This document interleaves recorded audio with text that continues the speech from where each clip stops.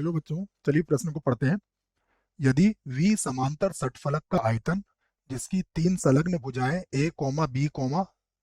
B तथा C है, तब समांतर षटफलक का आयतन जिसकी तीन संलग्न भुजाएं है, और यहाँ पर हमें तीन भुजाएं दी गई हैं अल्फा, बीटा और गामा के रूप में, और हमें बताना है कि इसका आयतन किसके बराबर होगा। V की घात 3, 3V, V की घात 2 या फिर 2V के बराबर। चारों में से हमें सही विकल्प का चुनाव करना है।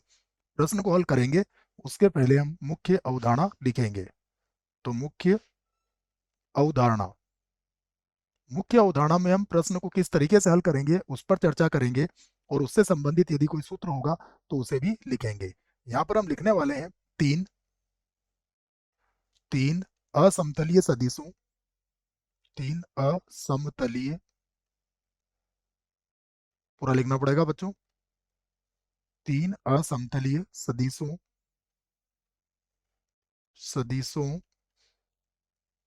के के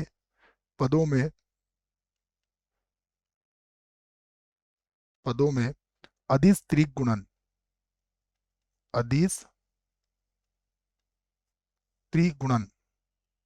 क्या लिख देते हैं हम, त्रिगुणन।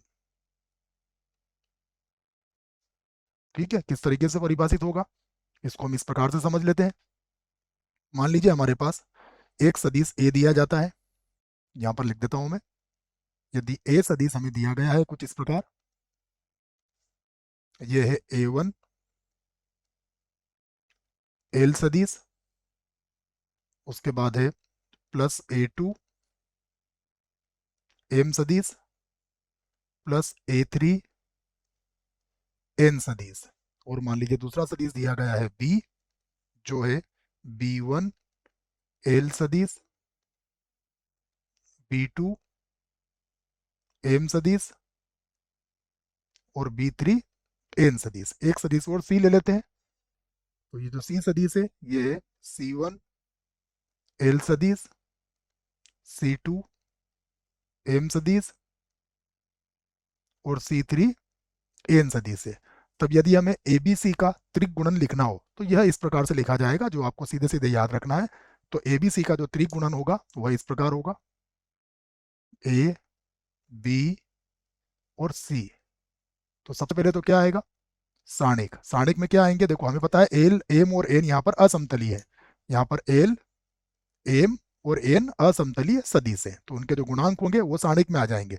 तो सारणिक में आ जाएंगे हमारे पास A1 A2 A3, B1 B2 B3, C1 C2 C3, ये आ जाएंगे।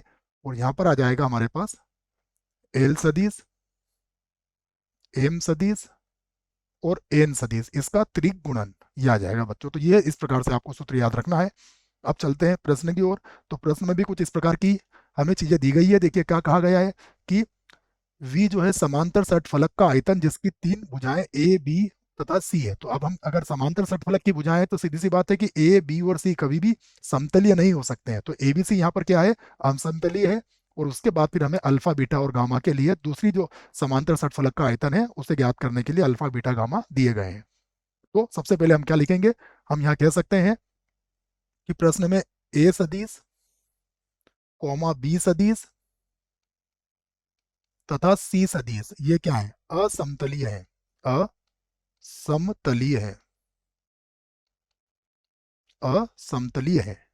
क्यों है बच्चों, क्योंकि ये समांतर षटफलक की भुजाओं को व्यक्त करते हैं। यदि समतलीय होते तो फिर समांतर षटफलक बन ही नहीं पाता। ठीक है, तो ये असमतलीय है, ये हमने यहाँ से पता कर लिया है। अब हमें जो मान दिए गए हैं उसकी सहायता से हम इसको ज्ञात कर सकते हैं। देखिए, तो अब हमें अल्फा, बीटा और गामा के मान दिए गए हैं। तो हम यहाँ से क्या करेंगे, जो दूसरा समांतर षटफलक, इसको दूसरे को ऐसा लिख लेते हैं बच्चों, या फिर मैं इसको पूरा अच्छे से जमा देता हूँ, यूं लिख देता हूँ कि अल्फा सदिश तथा बीटा सदिश, इसको एक बार और लिखना पड़ेगा, ये थोड़ा ज़्यादा गड़बड़ कर रहा है। एक मिनट बच्चों, इसको यहाँ से मिटा के मैं एक बार इस तरह से लिख देता हूँ कि समांतर षटफलक का आयतन, समांतर षटफलक षटफलक का आयतन का आयतन जिसकी जिसकी भुजाएं अल्फा बीटा तथा गामा है तथा गामा है। तो ये हम इसका आयतन निकालेंगे। तो अब यहाँ पर लिख देता हूँ मैं बराबर।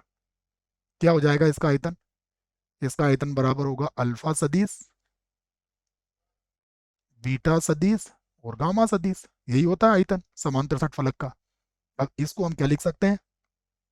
इसको लिखेंगे हम सारणिक में। देखिए अल्फा बीटा और गामा के मान हमें यहाँ पर दिए गए हैं। तो यहाँ पर ए बी और सी ये हमारे असमतलीय है, जैसा मैंने यहाँ कहा था आपसे कि एल एम और एन हमारे असमतलीय सदिश होते हैं।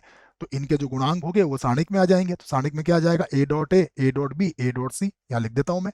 सारणिक में आ जाएगा ए सदिश डॉट ए सदिश, फिर यहाँ आ जाएगा ए सदिश डॉट बी सदिश, यहाँ पर आ जाएगा ए सदिश डॉट सी सदिश।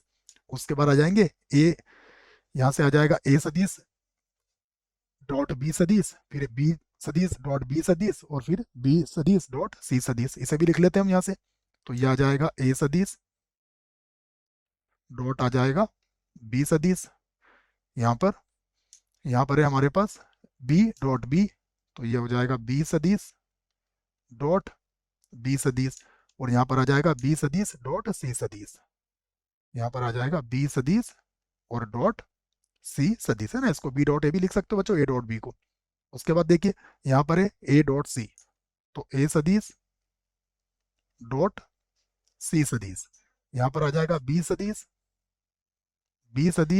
डॉट सी सदिश और यहाँ पर आ जाएगा सी सदिश डॉट सी सदिश। ये हमारा सारणी के अंदर आ गया। और इसके बाहर क्या आ जाएगा? जो असमतलीय सदिश है, असमतलीय सदिश कौन है? ए बी और सी सदिश। अब हम जानते हैं ये जो सारणी है बच्चों, इस सारणी का मान भी किसके बराबर होता है? इस सारणी का मान भी बराबर होता है ए सदिश बी सदिश सी सदिश के वर्ग के बराबर होता है ये। और यहाँ पर आ जाएगा ए सदिश बी सदिश और सी सदिश से देखेंगे तो ये क्या हो जाएगी? इसकी घातांक तो 3 बन जाएगी। तो यहाँ पर हो जाएगा ए सदिश बी सदिश सी सदिश की घातांक कितनी हो गई? 3। और ये जो ए सदिश बी सदिश सी सदिश है ये किसके बराबर दिया हुआ है हमें? ये तो दिया हुआ है v की घात या v के बराबर दिया हुआ है। तो ये हो जाएगा v की घातांक 3 के बराबर। अब देखते हैं विकल्प की तरफ। तो विकल्प में v की घात 3 पहला विकल्प में लिखा गया है v की घात 3, अर्थात ये जो है हमारा सही विकल्प है बच्चों। बाकी विकल्प हमारे गलत है। आशा करता हूँ बच्चों प्रश्न का उत्तर अच्छे से समझ में आया होगा। धन्यवाद।